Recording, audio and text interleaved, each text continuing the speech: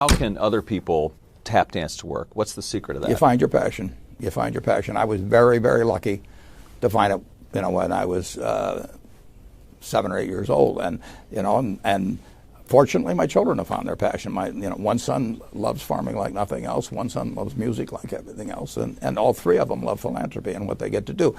You're lucky in life when you find it, and you can't guarantee you're going to find it in your first job out. But I always tell the college students that come out, I say, take the job that you would take if you were independently wealthy. You're going to do well at it. If you think you're going to be a lot happier if you've got 2x instead of x, you're probably making a mistake. I mean,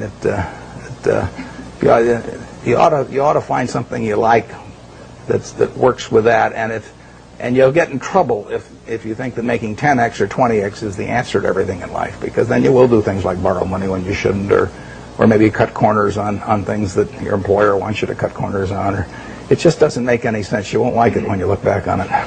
3 things in hiring people: look for integrity, intelligence, and energy. And he said if that person didn't have the first 2, that the latter 2 would kill them, because if they don't have integrity, you want them dumb and lazy. You don't want them smart and energetic. It never bothered me if people disagreed with what I thought, as long as I felt I knew the facts. I mean, there's a whole bunch of things I don't know a thing about. I just stay away from those. So I stay within what I call my circle of competence.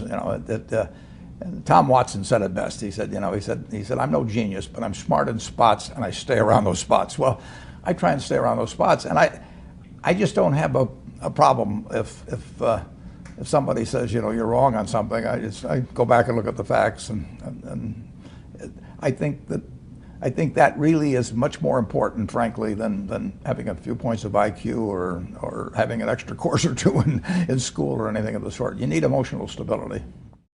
I just read and read and read. I probably read 5 to 6 hours a day. I don't read as fast now as when I was younger, but I read 5 daily newspapers. I read a fair number of magazines. I read 10Ks. I read annual reports, and I read a lot of other things too. So I've always enjoyed reading. I love reading biographies.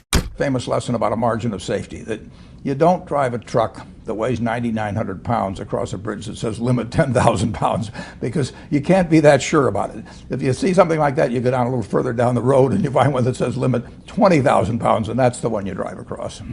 The nature of capitalism is that people want to come in and take your castle. It's perfectly understandable. I mean, if I'm selling television sets or something, there's going to be 10 other people that are going to try and sell a better television set. If I have a restaurant here in Omaha, people are going to try and copy my menu and give more parking and take my chef and so on. So capitalism's all about somebody coming and trying to take the castle. Now, what you need is a castle that has some durable competitive advantage, some castle that has a moat around it. And that moat, one of the best moats in many respects, is to be a low-cost producer. But sometimes the moat is just having more talent. I mean, if you're the heavyweight champion of the world and you keep knocking out people, you've got a competitive advantage as long as you can keep doing it.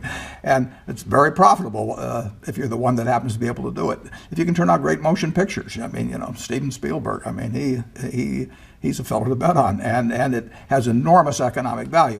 You'd be surprised at my days. I mean, they're very unstructured, no meetings. None. I mean, I don't like meetings, and I read a lot. I wish I were a faster reader. I'd get more done. But I do read a lot, and I'm on the phone a moderate amount. Our businesses run themselves basically out there. My job is allocating capital, and that's what I'm thinking about.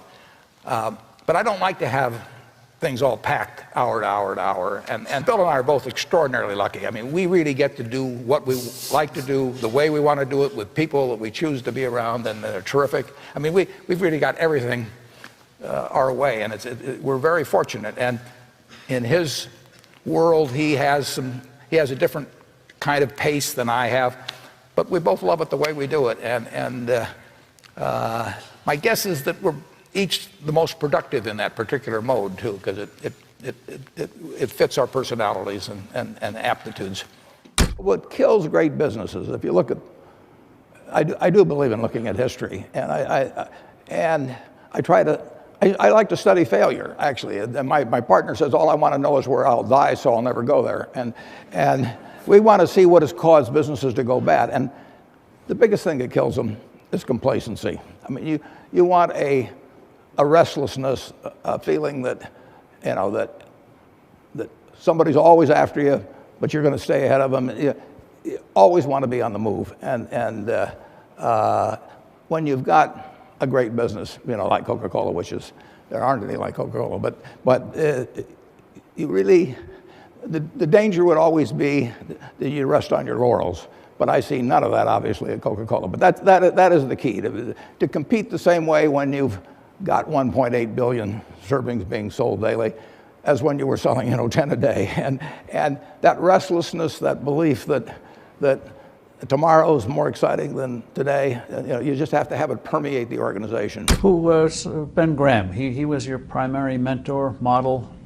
He was a wonderful man, and he was my professor at Columbia. I read his book when I was 19 at the University of Nebraska, and I'd started investing when I was 11, and I started reading about it when I was like 7. So I'd gone through I read every book in the Omaha Public Library that there was on, by the time I was 12, on investing and stock market.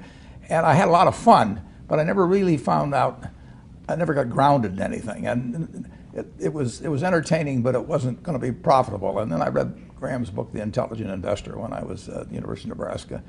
And that just opened the whole thing up to me. Yeah, and I named my oldest son is named Howard after my dad, Graham Buffett, and he was a marvelous man. Never expected anything from me in return. Ben Graham, in his low teens, looked around and he looked at the people he admired, and he said, you know, I want to be admired, so why don't I just behave like them? And he found there was nothing impossible about behaving like them.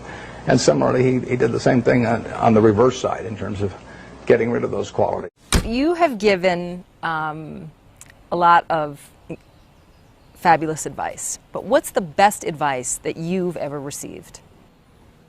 Well, I received it in a variety of forms, particularly from my father when I was very young. But I mean, he basically, I think, taught me how to live. Not that I did it perfectly or anything like that, but I mean, he was giving me lessons, but he wasn't doing it by preaching to me. He was doing it by example. But basically, well, the biggest lesson, in a sense, I got is the power of unconditional love. I mean, I think there is no power on earth like unconditional love. And I think that if you offer that to your child, I mean, you're 90% of the way home. And there may be days when you don't feel like it. It's not uncritical love.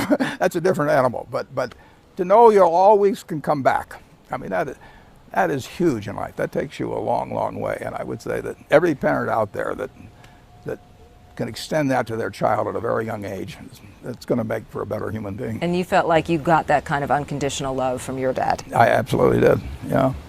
That is a powerful thing. It is a powerful thing.